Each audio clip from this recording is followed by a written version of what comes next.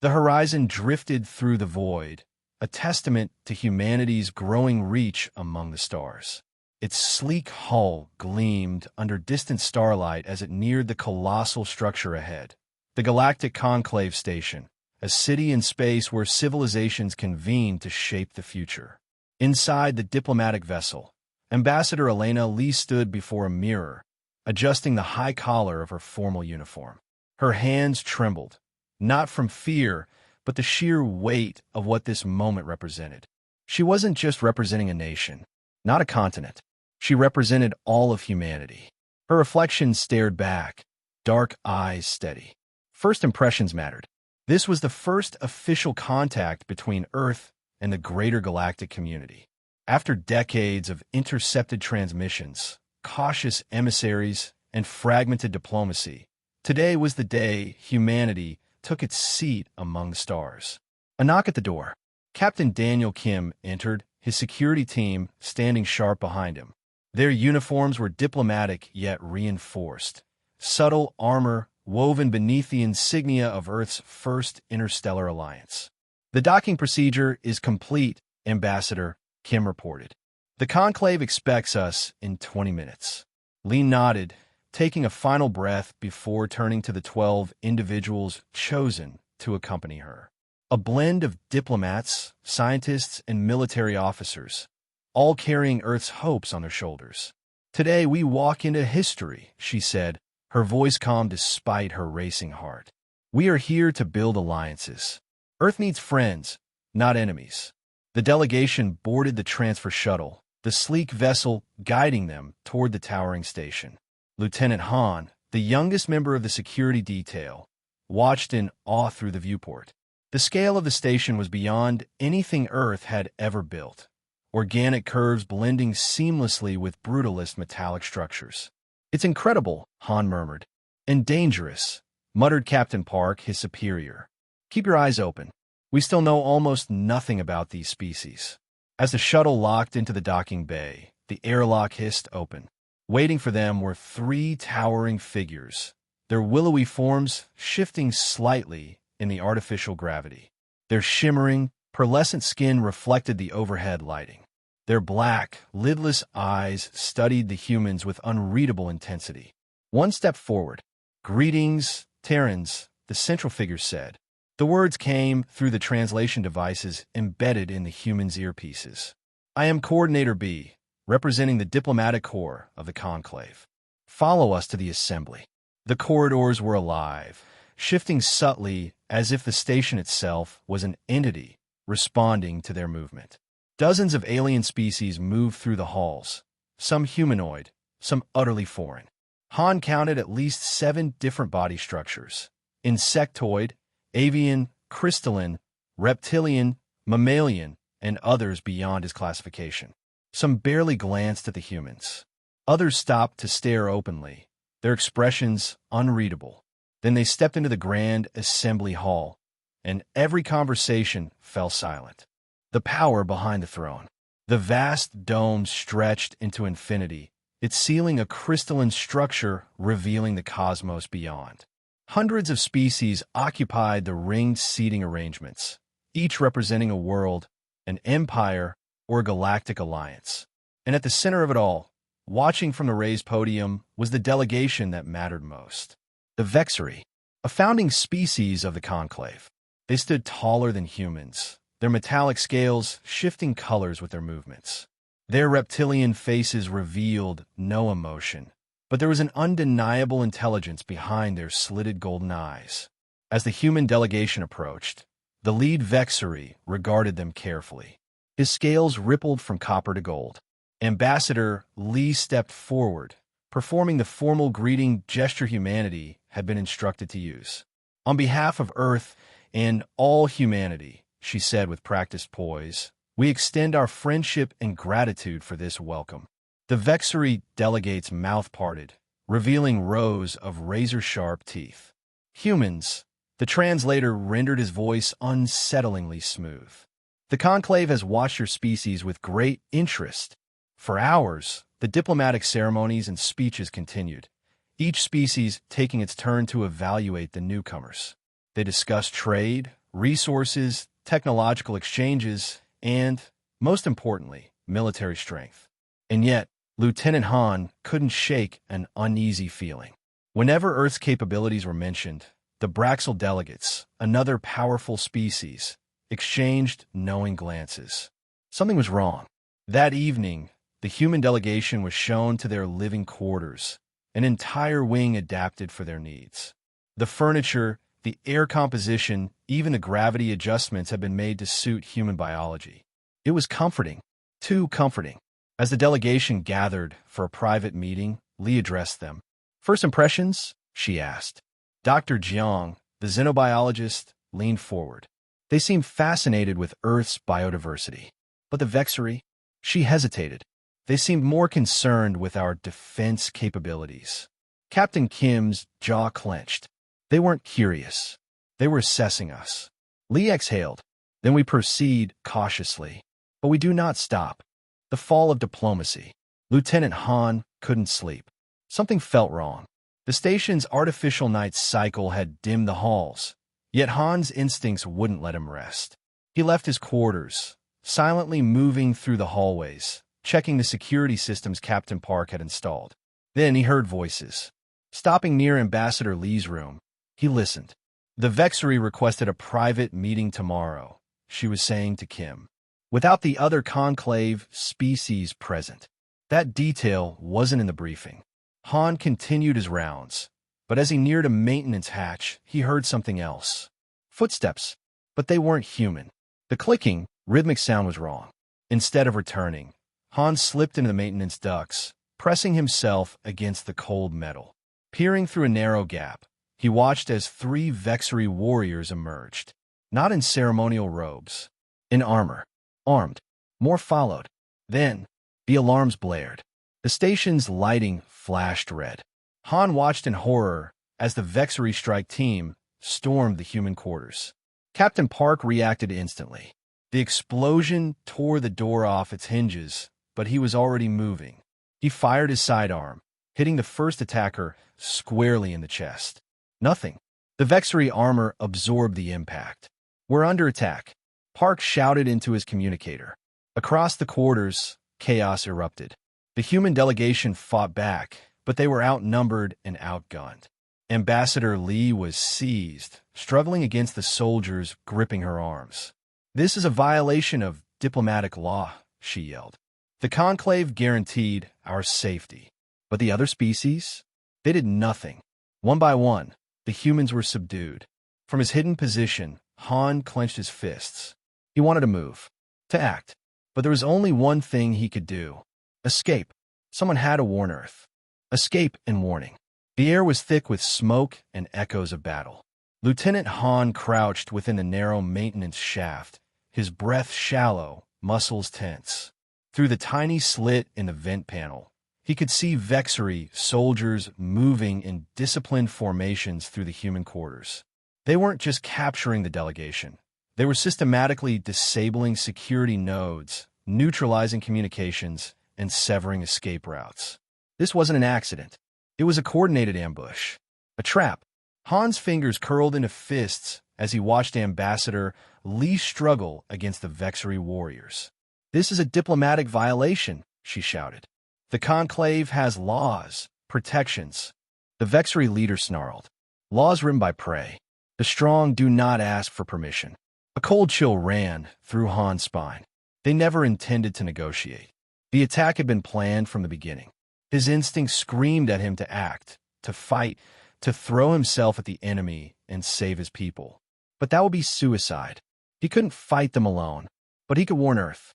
Slowly, carefully, Han slipped deeper into the maintenance shafts, using his memorized schematics of the station to navigate toward the secondary docking bay. The Vexery had focused their forces on the main docks. They wouldn't expect him to use the emergency courier ships. At least, he hoped they wouldn't. Every movement was calculated, every breath controlled. He crawled through the tight corridors for what felt like hours, bypassing security drones, evading patrolling soldiers. Then, finally, he reached the docking bay. A small courier vessel sat unguarded, its sleek design meant for diplomatic transport rather than combat. It would have to do. Han crept aboard, immediately running the launch sequence. Time was against him. His fingers danced across the controls, disabling the ship's transponder, masking the signal. If the Vexery detected him, he wouldn't even make it out of the hangar. The docking clamps released with a hiss. The moment the ship drifted free, alarms blared across the station. They had noticed. Han punched the FTL drive activation, setting coordinates for Earth. Behind him, the station's defenses locked onto his vessel. A single mistake, a half-second delay, he was dead. His ship rocketed into faster-than-light travel, the streaking void swallowing him whole. His heart pounded. The mission was clear. Warn Earth. Prepare for war. Humanity awakens. 6 months later, Earth's Defense Command, Lunar Headquarters. Admiral So-Yun Choi stood in the heart of Earth's defense war room, staring at the holographic projection of the solar system. The latest battle simulation was running its course. On the screen, Earth's combined fleet, hundreds of ships from every nation, moved into defensive formations, attempting to hold off an overwhelming Vexery invasion force. It ended the same way it always did. The blue lights, Earth's ships, were erased one by one. A deep silence settled over the war room. Admiral Choi exhaled slowly. Run it again. Her subordinates hesitated. General Park, a hardened veteran from the UN Defense Coalition, rubbed his temples. Admiral, we've been running this for weeks. We can't win. She ignored him. Change formation. Pattern Delta. Run it again. The technician nodded, resetting the simulation. The results were the same. Earth held out a little longer, but ultimately they were still overpowered. Choi clenched her jaw. Even with 6 months of non-stop preparation, Earth was losing every simulated war. Their fleets were too small, their weapons outdated, their ships not designed to fight an empire that had ruled the stars for millennia. A voice cut through the tension. Dr. Mara Bao, lead scientist of the Neural Warfare Initiative, stepped forward. We can't match their technology, she said simply, so we don't fight the way they expect. Choi turned toward her. Explain. Bao tapped on the console, pulling up a new projection. Side-by-side brain scans appeared. A Vexery warrior's neural pathways versus a human pilot's combat instincts. The Vexery thinks sequentially, Bao explained. Their minds operate on rigid, calculated battle patterns. That's why they dominate traditional warfare. She tapped the second scan. But humans? We're different. The holographic display flashed chaotic bursts of brain activity. A fighter pilot mid-dogfight, reacting to unpredictable scenarios with lightning-fast decisions. We process combat differently, Bao continued. Our minds don't follow predictable battle patterns. We make intuitive leaps, irrational choices that AI can't anticipate. General Park folded his arms. That's a nice theory, but it doesn't win us a war. Bao smiled. What if our ships could react as fast as our thoughts? A new schematic appeared, one that stole everyone's breath. It was a direct neural interface system, a ship controlled entirely by the pilot's mind. No controls, Bao said. No physical delay. Think, and the ship responds. A hushed silence fell over the room. Admiral Choi studied the plans. How soon can you test this? Bao folded her arms. We already have prototypes. The first test. A week later, in a classified desert facility, a single pilot sat inside a modified flight chamber. Her name was Jean Du, one of the best test pilots Earth had ever produced. But today, she wasn't just flying a ship. She was the ship, strapped into the neural link harness, nanogel nodes connected to her spinal column and cerebral cortex, mapping her neural pathways. Link established, a technician confirmed. All systems normal. Bao's voice crackled through the comms. Jean, don't overthink it. Just react. Jean exhaled, closing her eyes. Then, the simulation started. She felt the ship as if it were her own body. The thrumming of the engines pulsed like a second heartbeat. The weapons tingled at her fingertips.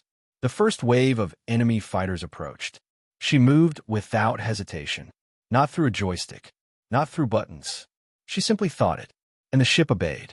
Her fighter spun through impossible angles, dodging fire before it was even fired, unleashing counterattacks in an instant. Her reaction time was 0.02 seconds. No human had ever flown like this before. The Vexery wouldn't see it coming. The war was coming, and humanity had just found its weapon. The Vexery arrived. Proxima Colony, the first strike. Alarms blared across Proxima Centauri's command center. Governor Elias Song stood rigid as the display before him flashed red. His staff scrambled to their stations, panic spreading like wildfire. Multiple faster-than-light signatures detected. The sensor officer's voice cracked with urgency. Song swallowed, staring at the holographic projection. 17 capital ships. Hundreds of smaller attack craft. All of them Vexery. Proxima Colony was Earth's first major settlement beyond the solar system. A beacon of human expansion. It had 2 defense platforms, a fleet of 6 patrol ships, and 20,000 colonists. Against the incoming Vexery armada, they wouldn't last 10 minutes. Governor, his calm officer turned pale-faced. We've transmitted the distress signal to Earth Defense Command. Admiral Choi confirms receipt, but the nearest fleet is 3 hours out. 3 hours. They had 8 minutes. Song clenched his fists. Begin civilian evacuations, he ordered. Get everyone to the underground shelters. As sirens wailed across Proxima, the Vexery opened fire. The sky ignited. Orbital defense stations unleashed counterfire, their massive railguns and plasma turrets targeting the lead Vexery battleships. The first few rounds hit their marks. Explosions blossomed across Vexery shields. But then, return fire. Beams of searing red energy lanced down, melting through Proxima's outer defense domes. The colony's agricultural domes ruptured, their atmosphere venting into the void. Hundreds of colonists, those outside the shelters, were instantly lost. The Proxima defense fleet scrambled, their 6 patrol ships darting between enemy fire, attempting to hold the line. For a brief moment, it seemed like they might buy a few more minutes. Then a Vexery warship fired its primary cannon. The lead human defense platform shattered, destroyed in a single blast. A shockwave rippled across the colony. Debris rained down. Song gritted his teeth. We're running out of time. Then, a new signal appeared on the scanners. Incoming vessels, but not Vexery. Thunderbolt Squadron. Aboard the ESS Dauntless, Earth's first neural combat unit. 12 pilots, each one connected to the neural combat interface. Each one feeling their ships as extensions of their bodies. Inside the neural link chamber, Commander Han sat at the center of the formation. He breathed in unison with his squad mates, their minds synchronized in ways no military force had ever achieved before. Then Admiral Choi's voice came through the comms. Proxima Colony is under attack. You are their only hope. The Dauntless tore into faster-than-light travel, pushing its experimental hybrid drives to the limit. In 17 minutes, they would be there. 17 minutes of silence. 17 minutes of knowing they might die. But they weren't afraid. Through the neural link, they felt each other's resolve.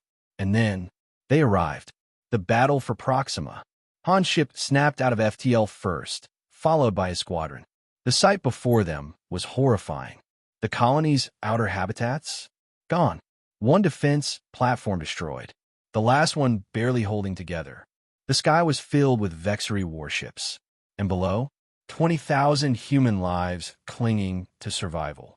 Han's voice rang through the neural link. We're engaging. Pattern Delta.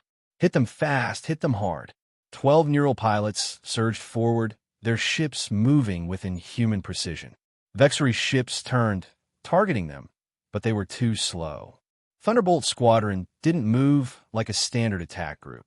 Their ships weaved and twisted through enemy fire, executing maneuvers that shouldn't have been possible. Their reaction times? 0.02 seconds. The Vexery's advanced targeting systems failed. The first enemy destroyer never saw them coming. Han's group swooped beneath its shields, unleashing a coordinated plasma barrage against the vessel's primary reactor. The ship exploded from the inside out. The battle shifted. Humanity wasn't prey anymore. Boarding the flagship.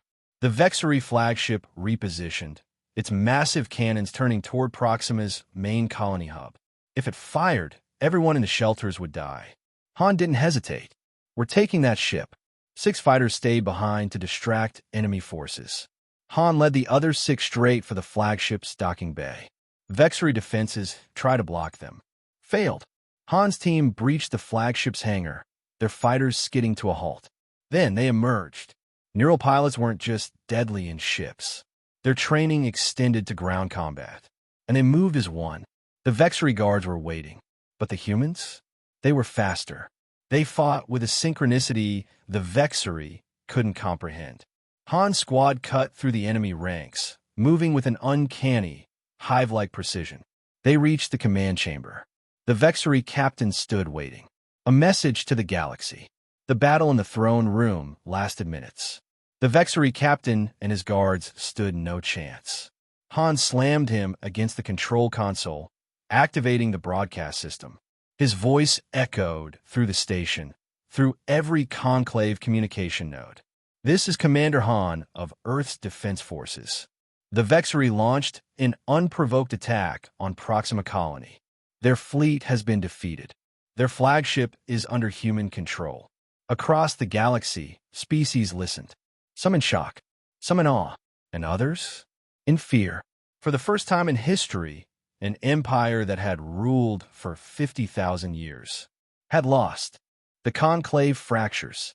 In the heart of the Galactic Conclave, representatives watched the battle footage in stunned silence. The Vexery delegation was absent because their fleet was gone. Representative Natal of the Andari Alliance turned to his aides. "The humans, they just changed everything. The war begins." Vexery homeworld, the throne room. The Vexery Emperor sat in silence, watching the footage of his fleet's destruction. His advisors trembled. The unthinkable had happened. Humanity was not prey. There was something worse. A wildfire. And now, the galaxy burned. The Emperor activated the last, forbidden weapon. The World Breaker. It was time to wipe Earth from existence. The World Breaker rises. Vexery homeworld, Imperial throne room. The Vexery Emperor sat motionless on his crystalline throne, watching history crumble before him. The footage of Proxima Colony's battle flickered on the massive screen before him. Human ships moving like ghosts, evading fire, outmaneuvering his finest warriors. The flagship, his flagship, lost to mere primitives.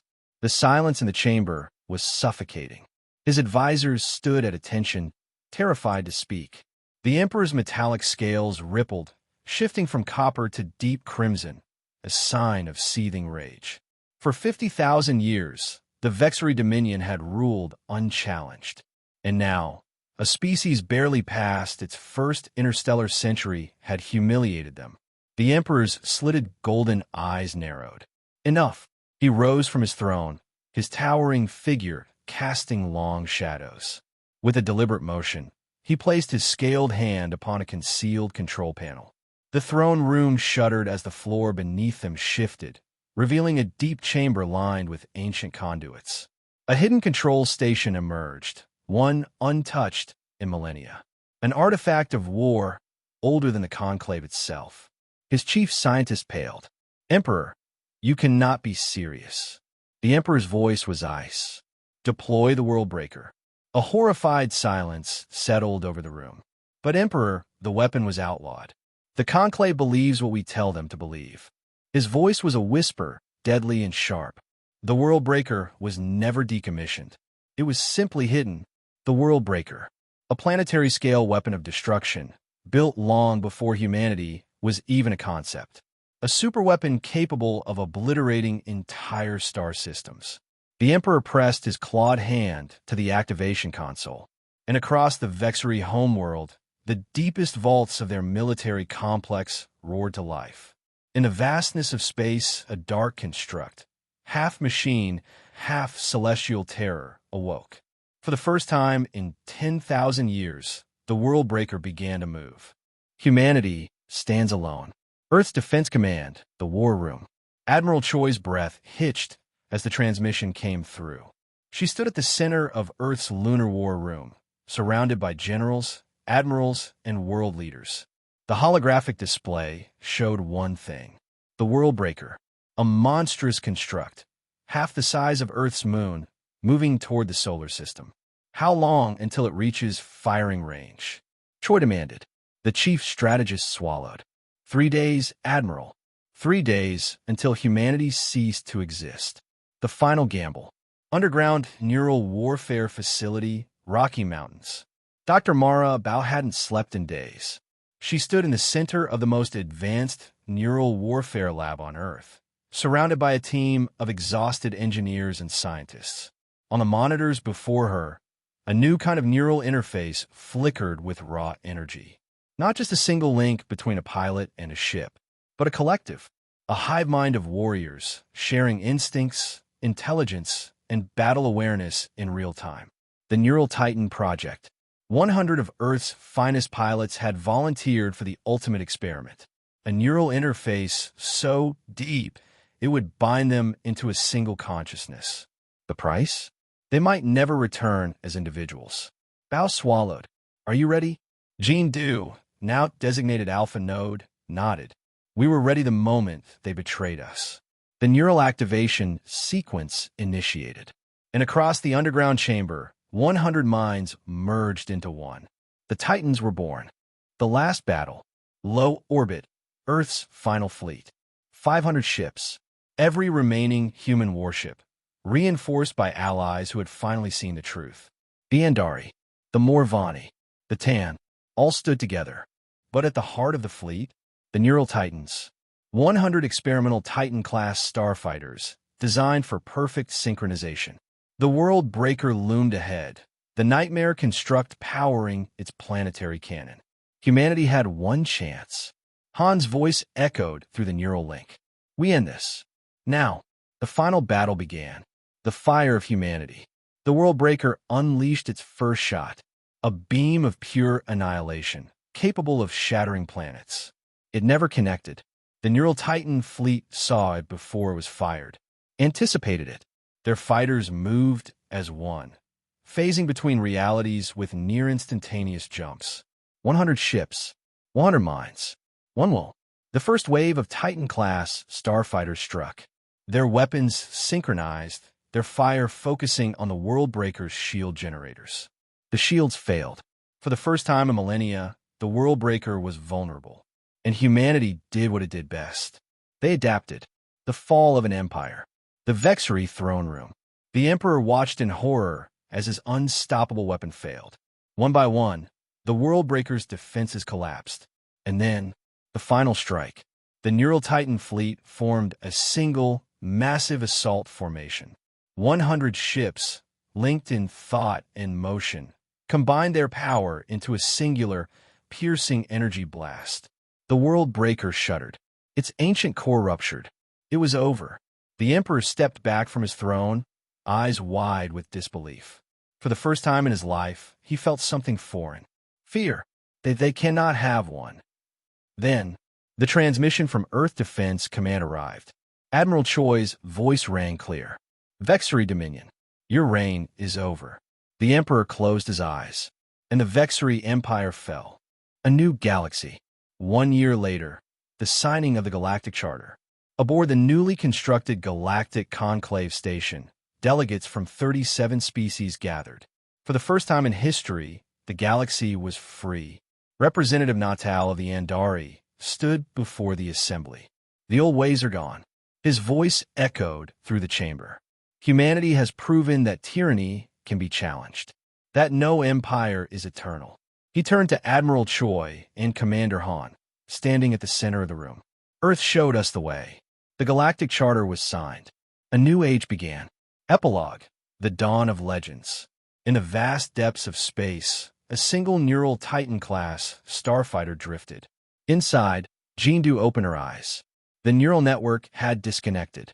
She was herself again, but she could still feel them. The memories, the unity, the fire. Han's voice came through the comms. It's over, Jean. We won. She smiled. No, Commander. It's just beginning. Above her, the stars shone brighter than ever, and humanity rose into its future.